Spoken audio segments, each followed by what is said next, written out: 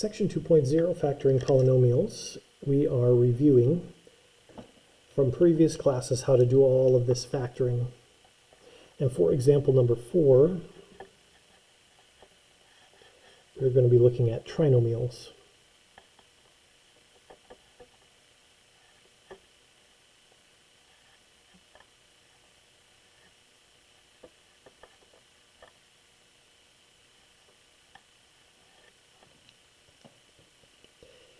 Out of the factoring methods that we are reviewing, this is the one that does take the longest.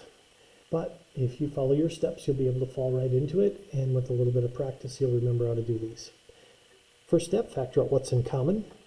I have a 3 and an 8 and a 4 for the numbers. There's nothing in common there, and we don't have a variable in all of the terms, so no common factor to factor in front. From there, we count our terms.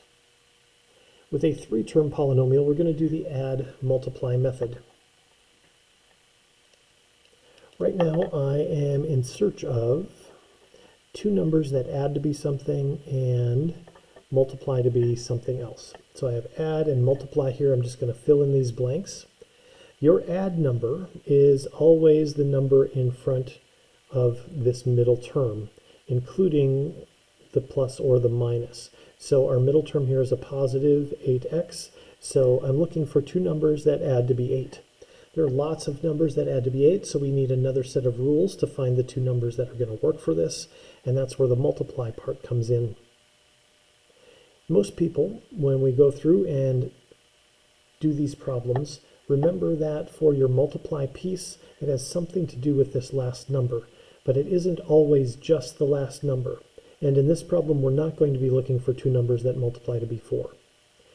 That's a common thing that people forget. So just as a reminder, to figure out what your multiply number is, you do take this last term out here on the end, and you multiply it by the number in front of your first term. So a positive 4 times 3 gives us a positive 12. So for this problem, to go through and use the add-multiply method, what we need to do is we need to find two numbers that add to be 8 and multiply to be 12. So you think about all of the pairs of numbers that multiply to be 12, like 3 times 4, or maybe negative 3 times negative 4, 12 times 1, or maybe negative 12 and negative 1. And if you want, you could make a list over here to the side, and eventually you want to try to find the pair of numbers that multiplies to give you 12 and then adds to give you a positive 8. So for instance, 3 times 4 is 12, but if I take a look at 3 and 4 as my possible multiply numbers to get to 12, if I add them, I get 7. So that's not the pair of numbers that I'm looking for. Those are not going to work. I need to find a different pair of numbers. As you go through and do this, you definitely do not need to write down any work. You can juggle these values in your head and try to come up with these factors. So for me, multiply to be 12, I want to think about all those pairs of factors that multiply to be 12 and add to be 8. Eventually, I would come up with 2 and 6. So I'm going to use 2 and 6 to do some factoring. Here's how we do that. We have a 3-term polynomial here. And what we do is we take the first term and we copy that down again. And then what we're going to do with the 2 and the 6 is we're going to break up this 8x term. There are a lot of pairs of numbers that add to be 8, but the two that we want are the 2 and the 6. So I'm going to take this 8x term, and I'm going to split that up into two parts, a 2x and a 6x. So I'm going to put a plus 2x and a plus 6x here. It doesn't matter the order.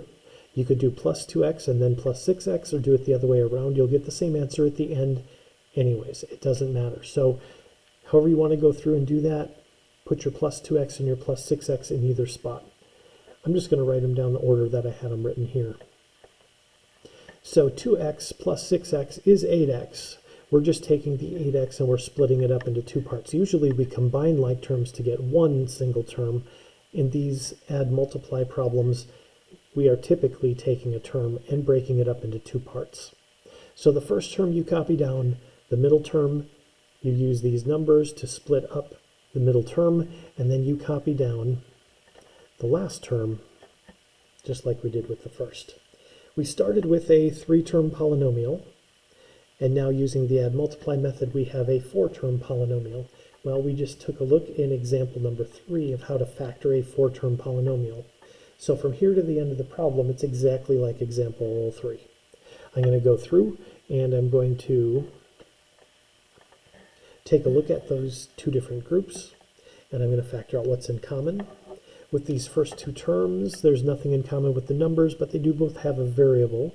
So there is an x that I could factor in front. And if I divide each of those terms by x's, I would have a 3x and a plus 2. In the second set of parentheses here, I see I have a factor of 2 that's in common. I could factor the 2 in front or a negative 2. I'm going to choose positive 2 because the first term here in this last group, this first term here is a plus 6x. So when I factor the 2 in front, I'm going to do a plus 2. If we divide each of these terms by 2, we would get a 3x plus 2. Again, you could show a little work there like we did in example 3, or do that process in your head. That's up to you. Factoring by grouping was successful if the parentheses match, and they do. So our final answer is going to have a 3x plus 2 in it because that is the matched pair of parentheses, and then what goes in the other is what's in front, which is an x plus 2. If you wanted to check your work, you can FOIL that out, combine like terms, and if you do, you should get back to the original again. So that's the process for going through and factoring a trinomial. There is a shortcut that you can use on some of the problems for the add multiply method, and I'm going to show you that in letter B, but before I do, let me just remind you what it is. When you go through and you look at your add multiply numbers and you get those written down here, in this case it was a 2 and a 6, you can use the shortcut if your first term here out in front is just x squared. There's an invisible 1 in front of the x squared. So if this is x squared and then your other two terms, then you can use the shortcut. But if there's any number here in front of the x squared, then you can't. So for this problem, I could not use the shortcut because there is a 3 in front of the x squared. For letter B, we will take a look at how to use the add multiply method with the shortcut. So for example number 4, letter B, we're going to look at x squared minus 4x minus 12. First step is to factor out what's in common. If you take a look at those terms, there's nothing in common.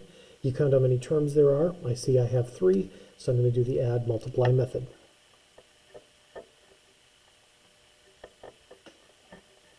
Your add number is always the number in front of this middle term, including the positive or negative that's there. This middle term is a minus 4x. So I'm going to be looking for two terms this time to add to be a negative 4. And your multiply number is always this last number on the end times the number in front of the x squared. So negative 12 times 1 is a negative 12.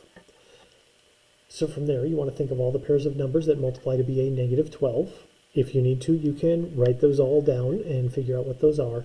But you're looking for the pair that also add to be a negative 4. So those two numbers are a negative 6 and a positive 2.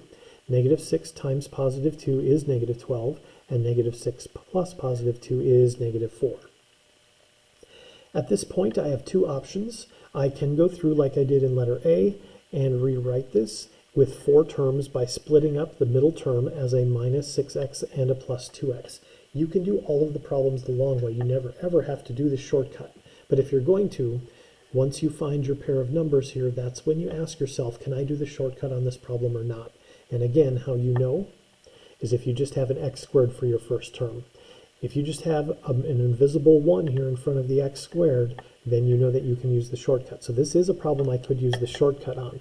And on your shortcut problems, you start each set of parentheses with an x, and then these two numbers you put in with their addition or subtraction, their positives or negatives, as the last terms. So we have a negative 6, so one of my sets of parentheses is an x minus 6, and then we have a positive 2, so the other is an x plus 2.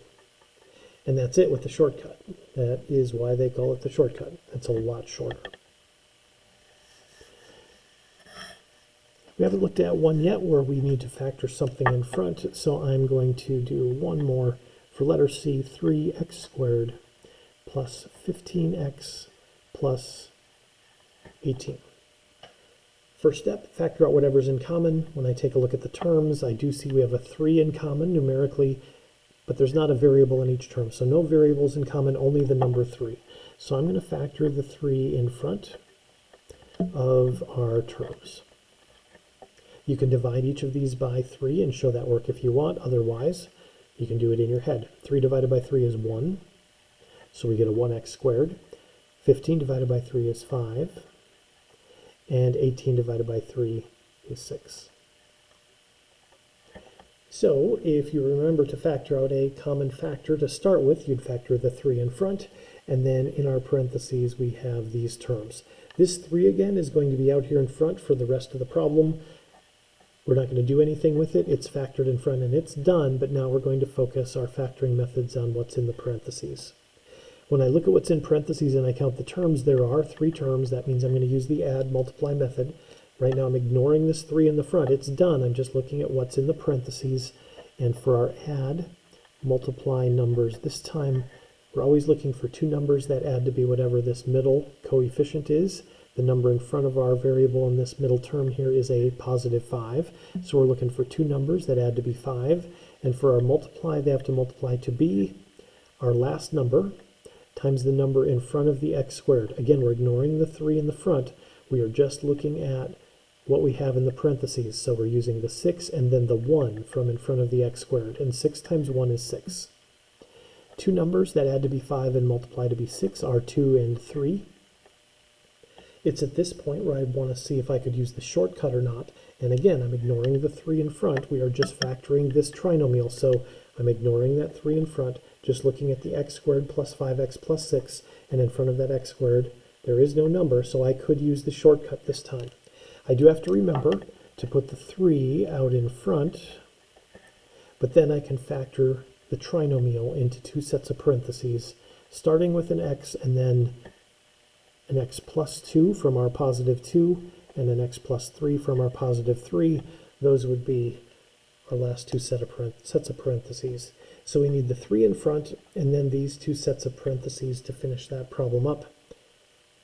And that's how you factor a 3-term polynomial with a common factor with your first step.